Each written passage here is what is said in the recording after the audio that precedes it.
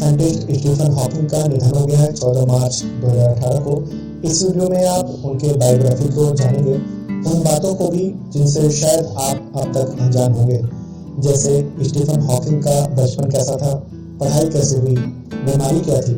यह इम्पोर्टेंट है क्योंकि सेल्फ कॉन्फिडेंस की वजह से वह 2 बार मौत के मुंह से बाहर आ गए, वरना 50 साल पहले ही उनकी मौत हो गई होती। वह बोल नहीं पाते थे, फिर भी कम्युनिकेट कैसे करते थे। आपको स्पेशल व्हील चेयर के बारे में बताएंगे जो उनकी थोड़ी यानी चिन के इशारे पर चलती थी। उनकी शादी, फिर तलाक और फिर दूसरी शादी। सबसे इम्पोर्टेंट उनका रिसर्च, जिसने यूनिवर्स, ब्लैक होल और बिग बैंग को लेकर हमारी समझ को ही बदल डाला। एलियन को लेकर भी उनके विचार, धर्म को लेकर उनकी सोच और स्वर्ग के बारे में उनका विचार जानेंगे। यह भी जानेंगे कि आखिर उन्होंने क्यों कहा कि मानव जाति को 100 साल के भीतर रहने लायक दूसरा ग्रह ढूंढ लेना चाहिए। आर्टिफिशियल इंटेलिजेंस के बारे में उनके विचार और बहुत कुछ जो आपको जानना चाहिए स्टीफन हॉकिंग के बारे में।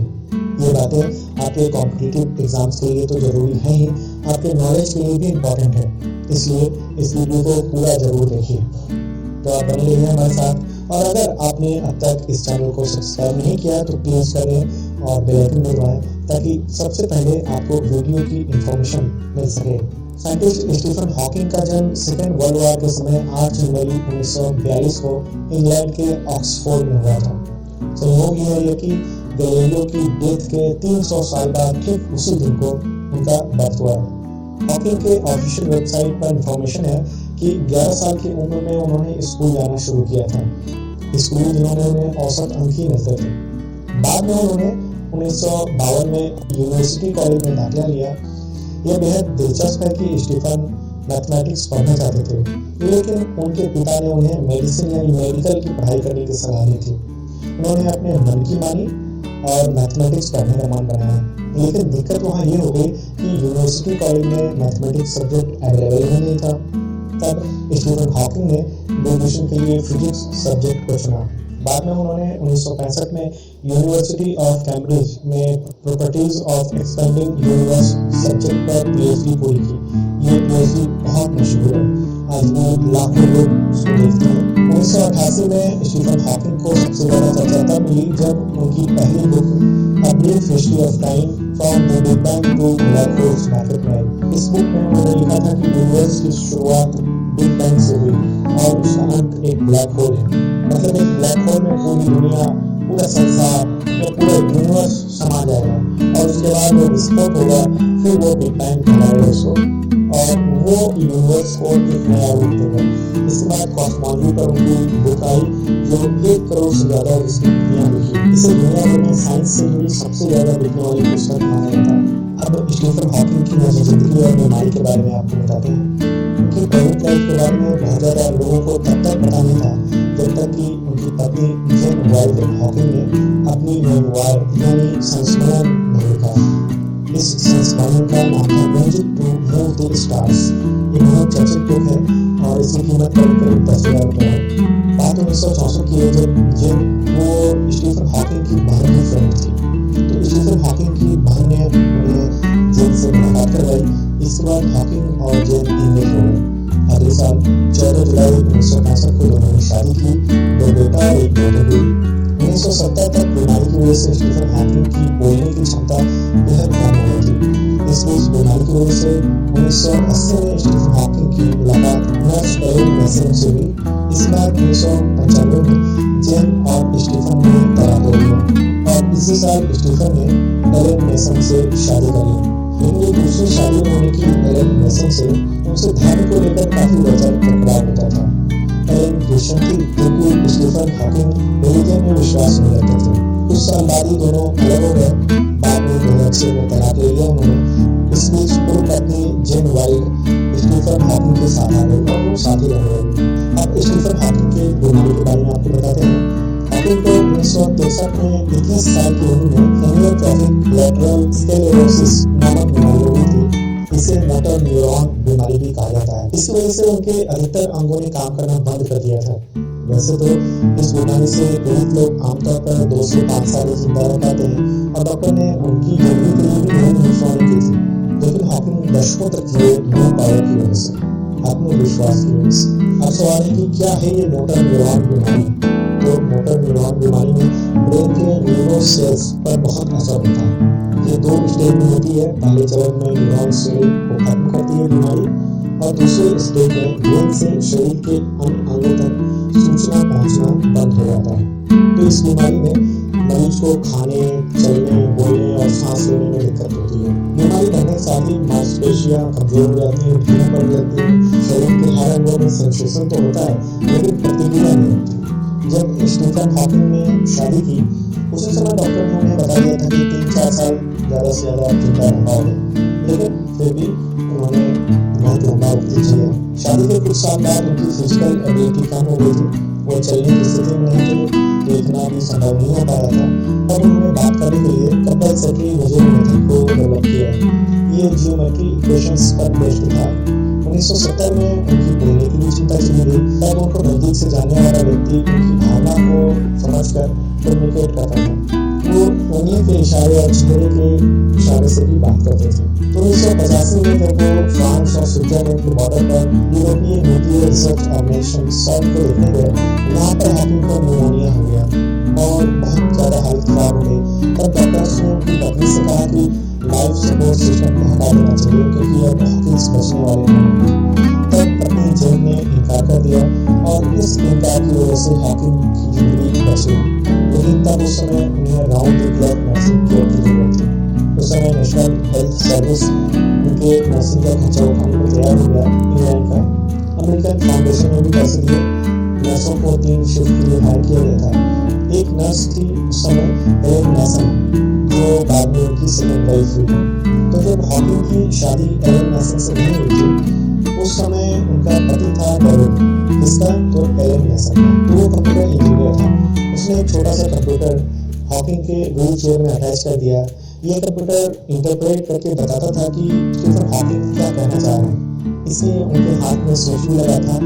इसे स्पीच सिंथेसाइजर के नाम से जानते हैं। तो इसके सहारे वह 1 मिनट में 15 वर्ड ओनली कम्युनिकेट कर पाते थे। जहाँ भी लेक्चर देना होता था तो पहले ही वो लेक्चर को तैयार कर लेते थे, क्योंकि उनकी एबिलिटी सिर्फ 15 वर्ड यानी 15 वर्ड पर मिनट थी। बाद में 2005 में स्टीफन हॉकिंग के लिए हाथ का उपयोग करना भी मुश्किल हो गया था। इसके बाद कम्युनिकेशन के लिए वो गाल यानी चीक्स के मसल्स का यूज करते थे। तब वह 1 मिनट में सिर्फ 1 वर्ड कम्युनिकेट कर पाते थे। स्टीफन हॉकिंग ने एक इंटरव्यू में कहा था, मेरा शरीर लगभग सभी मांसपेशियों से मेरा नियंत्रण खो चुका है। अब मैं अपने गाल की मांसपेशी के जरिए अपने चश्मे पर लगे सेंसर को कंप्यूटर से जोड़कर बातचीत करता हूँ। 2009 तक वह व्हीलचेयर को खुद चलाने में असमर्थ हो गए, क्योंकि व्हीलचेयर हाथ या उंगली से घूमता है और उस समय उंगली ने भी काम करना बंद कर दिया था। वजन भी नहीं हिला पा रहे थे। तब उनके लिए खास तरह की व्हीलचेयर तैयार की गई। वो सेंसर के थ्रू उनकी थोड़ी यानी चिन के इशारे पर चलती थी। पहली बार जब उन्होंने यूज किया तो कभी व्हीलचेयर आगे बढ़ जाती थी, कभी पीछे हो जाती थी, कभी जंप कर जाती थी। मतलब शुरू में उनके कंट्रोल में नहीं रहता था, लेकिन स्टीफन हॉकिंग ने इस पर कंट्रोल करना तुरंत सीख लिया। बाद में उन्हें सांस की बीमारी भी होने लगी और कई बार वेंटिलेटर पर रखा जाता था।